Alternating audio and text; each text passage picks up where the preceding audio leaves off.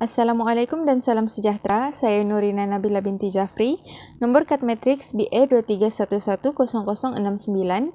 Saya akan membentangkan soalan 7 iaitu bincangkan peranan prinsip cukai tanpa perwakilan, taxation without representation dalam membangkitkan rasa tidak puas hati dalam kalangan koloni Amerika terhadap kerajaan kolonial British sebelum tahun 1777. Latar belakang sejarah dan asal-usul prinsip cukai tanpa perwakilan.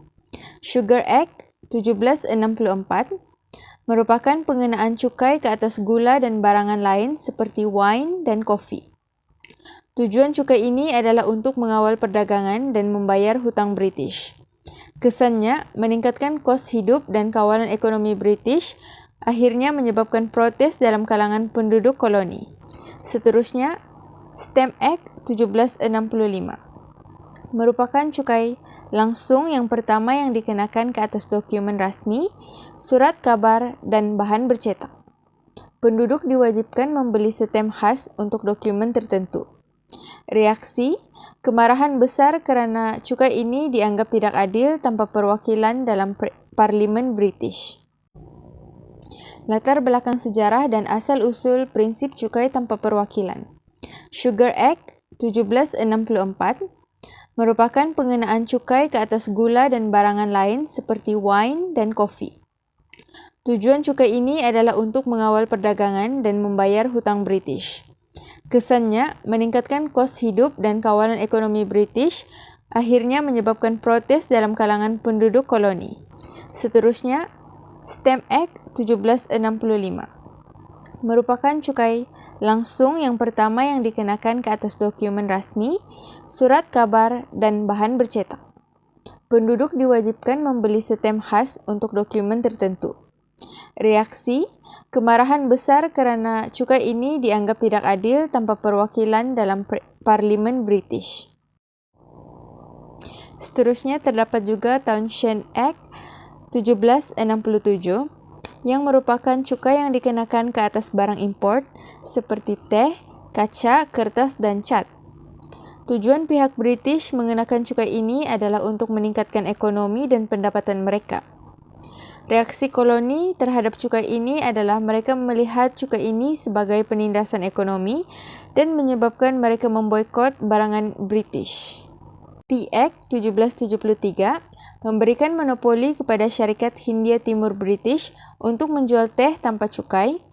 Implikasinya, berlakunya persaingan yang tidak adil terhadap peniaga tempatan. Reaksi, insiden Boston Tea Party pada tahun 1773 sebagai simbol kemarahan penduduk koloni terhadap Tea Act 1773 ini. Seterusnya adalah cukai tanpa perwakilan. Selepas Perang 7 Tahun, British mengenakan cukai seperti Sugar Act dan Stamp Act tanpa memberi koloni Amerika wakil dalam parlimen, dan ini telah menimbulkan rasa tidak puas hati dalam koloni tersebut.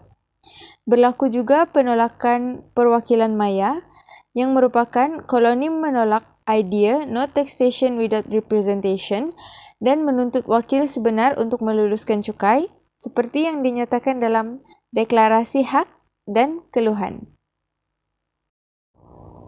Berlaku juga protes dan revolusi, yang mana koloni memboikot barangan British, mengadakan demonstrasi seperti Boston Tea Party, dan akhirnya bangkit dalam revolusi Amerika pada tahun 1777 untuk menuntut autonomi mereka. Isu cukai tanpa perwakilan. Cukai tanpa perwakilan ini dianggap melanggar prinsip asas kebebasan politik. Pemerintah tidak berhak mengenakan cukai tanpa persetujuan rakyat yang harus diwakili dalam badan perundangan. Pengenaan cukai tanpa wakil ini dianggap paksaan dan bertentangan dengan tradisi undang-undang Inggris. Seterusnya, kesan terhadap koloni Amerika. Koloni merasa diperlakukan sebagai rakyat kelas kedua tanpa hak bersuara. Tindakan dilihat sebagai pengkhianatan terhadap prinsip kebebasan dan kesetaraan. Ketidakpuasan terhadap dasar cukai meningkatkan keinginan koloni untuk memperjuangkan kedaulatan sendiri. Contohnya, Boston Tea Party menunjukkan kemarahan mereka terhadap dasar cukai British yang dijalankan. Isu cukai dan ketidakpuashatian koloni. Penindasan ekonomi melalui cukai. Cukai tinggi dan tidak seimbang menambahkan beban kewangan terhadap penduduk koloni. Penduduk mengalami tekanan ekonomi akibat pengurangan daya beli. Seterusnya adalah ketiadaan perwakilan. Slogan "No taxation without representation" mencerminkan ketidakpuashatian terhadap cukai tanpa hak bersuara. Penduduk merasa hak mereka sebagai warga negara telah diabaikan. Selain itu, penggunaan hasil cukai. Hasil cukai lebih digunakan untuk kepentingan pemerintah kolonial, bukan kesejahteraan penduduk. Penduduk juga merasakan bahawa sumbangan mereka kepada negara tidak mendapatkan balasan yang setimpal. Ketidakadilan pengagihan cukai. Golongan kaya sering mengelak cukai, sementara golongan miskin menanggung beban yang lebih besar. Jurang ekonomi semakin lebar dan meningkatkan rasa dipinggirkan. Kesan sosial dan politik. Ketidakpuashatian berterusan membawa kepada pemberontakan seperti Revolusi Amerika. Pelaksanaan cukai yang tidak adil menjadi pencetus perubahan besar dalam sistem politik dan sosial. Tindak balas terhadap cukai yang tidak adil. Cukai British menimbulkan ketidakpuashatian dalam kalangan koloni, dianggap penindasan dan pelanggaran hak, dan mendorong perpaduan serta semangat kebebasan. Pertama, boikot ekonomi dan kesannya. Memboikot barangan British selepas Akta Stamp 1765, melemahkan ekonomi British, menyuarakan ketidakpuashatian dan memupuk kepada perpaduan. Seterusnya adalah protes simbolik, iaitu Boston Tea Party. Terhadap Akta Teh 1773 membantah monopoli perdagangan British, tidak adil terhadap hak koloni, dan mendorong penyatuan untuk menuntut keadilan dan autonomi. Simbolisme Boston Tea Party. Protes seperti boikot ekonomi dan Boston Tea Party menggambarkan perjuangan melawan ketidakadilan cukai. Ini memperkuat kesedaran politik dan semangat revolusi serta menyatukan koloni dalam usaha menuntut kebebasan daripada British. Reaksi dan tindakan koloni terhadap prinsip cukai tanpa perwakilan. Penentangan koloni Amerika terhadap cukai British. Yang pertama, tiada cukai tanpa perwakilan. Koloni Amerika menolak cukai British seperti Akta Stamp 1765 kerana tiada wakil mereka dalam parlimen dan menganggapnya menindas serta melanggar hak asasi. Yang kedua, tindak balas koloni. Persatuan Kebebasan Sons of Liberty merupakan platform untuk protes kolektif sebagai pemboikotan dan menyatukan masyarakat untuk menuntut hak. Seterusnya, Kongres Akta Stamp 1765.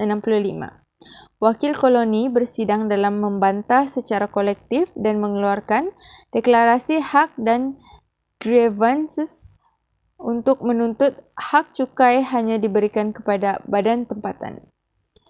Yang ketiga adalah impak penentangan. Ia mengukuhkan kesatuan antara koloni, menjadi asas kepada perjuangan kepada kemerdekaan dan menuntut keadilan dalam politik. Pemboikotan barangan British oleh koloni Amerika. Koloni Amerika memulaukan barangan import dari British seperti teh, tekstil, dan kertas. Ianya bertujuan untuk membantah cukai yang dikenakan tanpa perwakilan dalam Parlimen British, khususnya cukai di bawah Stamp Act 1765 dan Townshend Act 1767. Kaum wanita turut terlibat dalam menolak penggunaan produk buatan British sebagai tanda dalam menunjukkan solidariti mereka dalam gerakan penentangan. Koloni percaya bahawa boikot ini akan memberikan tekanan terhadap ekonomi British dan tekanan ini diharapkan dapat memaksa kerajaan British untuk membatalkan cukai yang dianggap menindas dan tidak adil. Seterusnya adalah Boston Tea Party 16 Disember 1773. Ia merupakan kemuncak protes terhadap Tea Act yang merupakan kumpulan Sons of Liberty menyamar sebagai penduduk asli dan menaiki kapal-kapal British yang membawa teh di pelabuhan Boston. Mereka membuang 342 peti teh milik British East Indian Company ke dalam laut dengan nilai kerugian sekitar 10,000 euro. Protes ini dilakukan secara aman dan tanpa kekerasan terhadap individu atau barangan yang lain.